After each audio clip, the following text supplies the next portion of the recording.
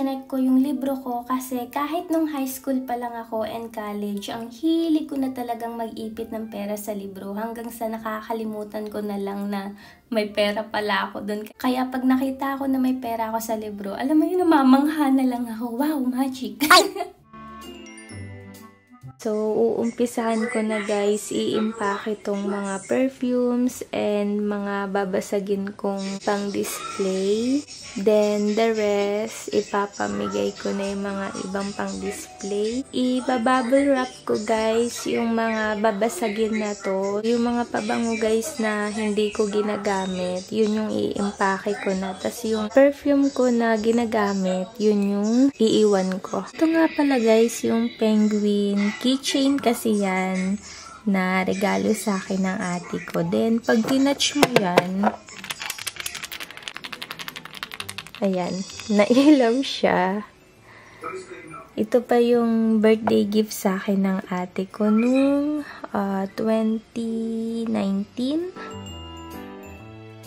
Tapos, itong penguin naman na to, ito pa yung binili namin sa Japan. Umpisahan ko na guys magligpit. Itatapon ko na tong mga fake nails ko. Nasira na naman guys yung hair clip ko. Bago ko guys itapon yung mga notebooks ko nung college, videohan ko muna kasi I'm pretty sure mamimiss ko silang lahat. Natutuwa ako guys kasi nakikita ko yung mga dates, September 18, 2013, 2014. Ay, ang bilis talaga ng panahon guys. Noon, estudyante lang ako. Ngayon, mag-aasawa na ako. Char! Ay!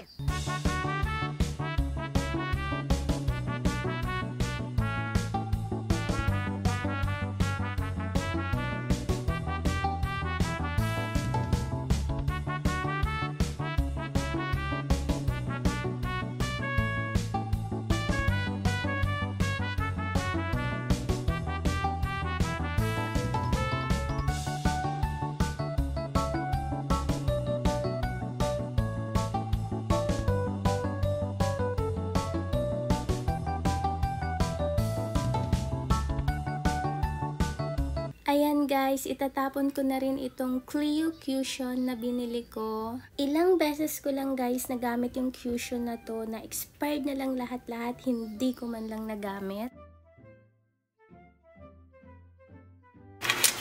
Tapos ito yung refill niya. Binuksan ko kung kailan expired na. Ganito yung itsura niya. Na-expired na hindi man lang nagamit. Ito na guys yung mga itatapon ko. Na-bubble wrap ko na yung mga babasagin. Itatapon ko na rin tong stand ng mga jewelries ko kasi naputol yung stand niya guys. Yung mga laman ng envelopes na yan, nilagay ko na sa iisang clear book para isang dalahan na lang. Lahat ng papers, documents, yung mga medical namin ni Hubby for the last 5 years sa dentist namin, inilagay ko sa iisang clear book lang para isahang dalahan. 52 pa lang dito si Hubby. Ang bilis talaga guys ng panahon. Nakakamiss lang. Nakita ko naman guys yung akin. 20 years old pa lang ako dito. Bata yun. Itatapon ko na guys lahat ng nail polishes ko. Ang ititira ko lang guys itong mga nail clipper and pusher. The rest, tapon ko na. Ay, wag pala tong maroon guys, kasi kakabili ko lang yan. And itong red. Habang nasa Pinas ako, itong dalawa lang yung gagamitin ko. Kasi kakabili ko lang yun guys. Sayang. Tapon na natin to guys. Ile-let go ko na din tong mga coloring books and book ko. Tapos yung mga notebooks. Ito yung mga notebook ko nung college ako. Ito naman guys yung book na palagi kong binabasa noon. Ayan. Ganon din ba kayo guys kapag nagbabasa ng book? Nag-highlight kayo?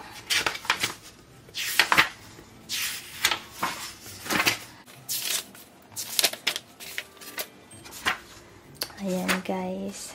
Halos lahat ng pages na to guys may highlight kasi natapos ko na to basahin.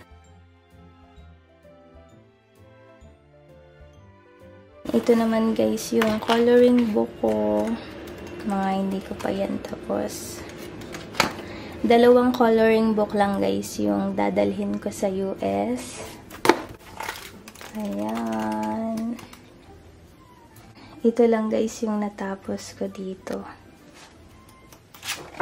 Ito naman guys yung ginawa kong birthday greetings para kay Mami, mother ng fiancé ko. Year 2017 ko pa yata to guys ginawa. Ito nga pala guys yung Christmas gift sa akin ni Mami Grace noon. Year 2022. Ang cute niya guys. Ayan yung box niya. Pwede mo siyang i-lock. Ayan. Thank you, Mami Grace. Napagod ako mag-decluttered, guys. Kaya, ayan, kakain muna ako.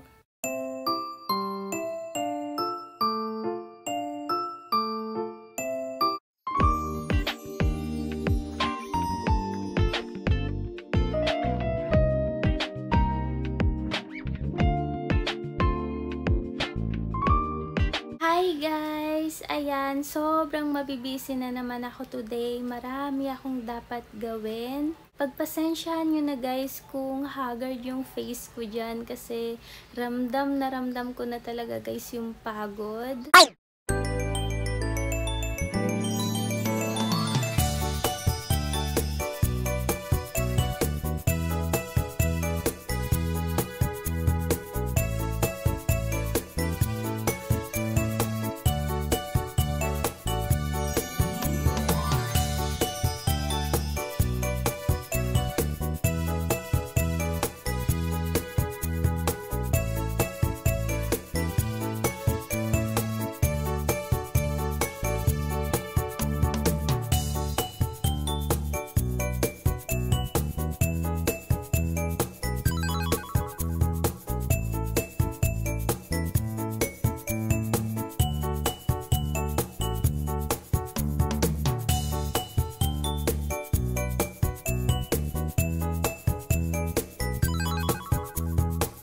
Ito nga pala guys yung sunblock na ginagamit ko. Actually, hindi talaga ako mahilig mag-sunblock sa katawan guys. Pero this time, magsa-sunblock tayo kasi sobrang init ngayon guys sa Pinas. As in, ilang minuto ka palang nasa labas, feeling mo inihaw ka na.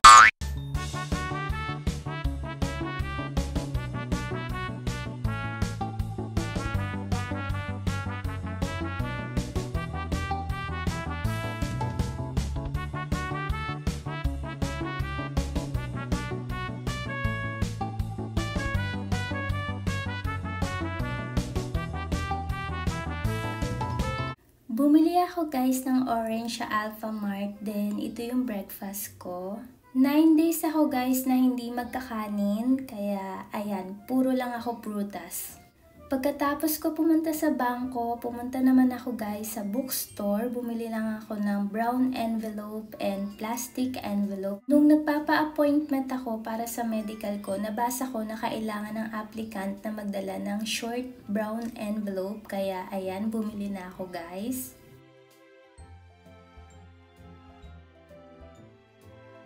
After ko sa bookstore, dito naman ako sa supermarket. Bumili lang ako guys ng mga prutas. Kasi nga, 'di ba, hindi ako magra-rice. Kaya, ayan, prutas yung mga kakainin ko for 9 days.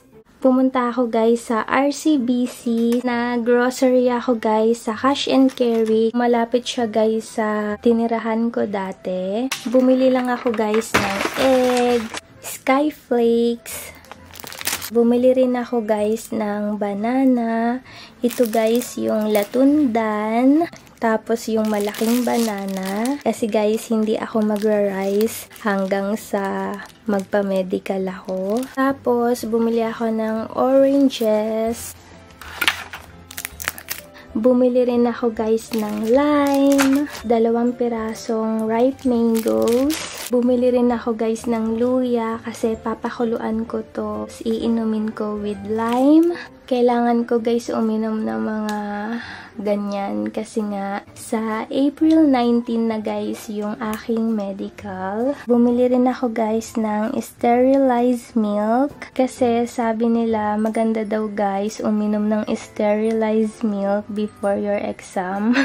Kaya, ayan, let's see kung okay ba. Kinakabahan na ako guys, so kailangan kong magpaka-healthy for 9 days. So, ayan lang guys yung mga binili ko, mga fruits lang. Lagay ko lang sila guys sa ref. Ayan guys, meron pa akong dalawang orange dito sa bag ko kasi kanina ito yung breakfast ko. Then, binaon ko siya sa bangko.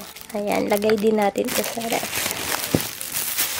Bumili ako guys ng short na brown envelope kasi guys dito ko ilalagay yung mga medical requirements ko. Sinabi talaga to sa website na kailangan ng mga magpapamedical magdala ng brown envelope para sa kanilang requirements. Bumili rin ako ng color pink na envelope, plastic to guys. Para dito ko ilalagay yung mga 2x2 US photo ko, vaccine card, passport, para naka-organize. Dahil wala akong makitang luyang orange or luyang dilaw ba yun guys, ito na lang yung binili kong luya guys, yung luyang pang tinola. So, gagawin ko guys yung palaging ginagawa sa amin ni mama every time na nagkakaubo kami at napakatagal mawala. Papakuluan ko lang itong luya guys, tapos pipisaan ko lang ng lime, mga 3 pieces lang ng lime, okay na yun. Tapos, lalagyan lang natin guys ng snow bear candy para may mental effect.